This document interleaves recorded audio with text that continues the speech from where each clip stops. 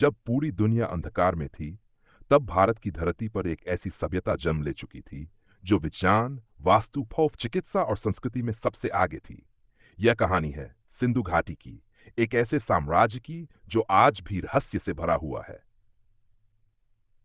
सिंधु घाटी सभ्यता एक भूली हुई विरासत बहुत समय पहले की बात है, लगभग 5000 वर्ष पूर्व, जब न तो मिस्र की ममी प्रसिद्ध थीं, न ही रोम की सेनाएं अस्तित्व में थीं। तब भारतीय उपमहाद्वीप में एक अत्यंत उन्नत और योजनाबद्ध सभ्यता ने जन्म लिया, जिसे आज हम सिंधु घाटी सभ्यता के नाम से जानते हैं। इस सभ्यता का विस्तार आधुनिक पाकिस्तान और उत्तर पश्चिम भारत तक फैला हुआ था। इसकी प्रमुख नगरियां थीं मोहनजोदड़ो, हड़प्पा, राखीगढ़ी, कालीबंगा और लोथल। इन नगरों में जो बातें सबसे अद्भुत थीं, वो थी उनकी सुव्यवस्थित सड़कें, पक्के मकान, नालियों का सुनियोजित तंत्र और विशाल अनाज भंडार।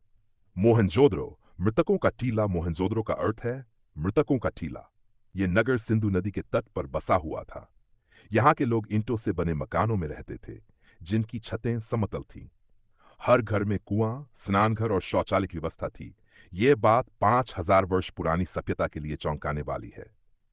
कृषि और व्यापार का सुनियोजित ढांचा। सिंधु घाटी के लोग मुख्यतः कृषक थे। वे गेहूं, जौ, मटर, तिल और कपास की खेती करते थे।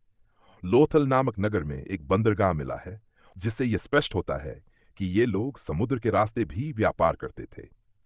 उन्होंने मेसोपोटामिया जैसी विदेशी सभ्यताओं से भी व्यापारिक संबंध बनाए थे।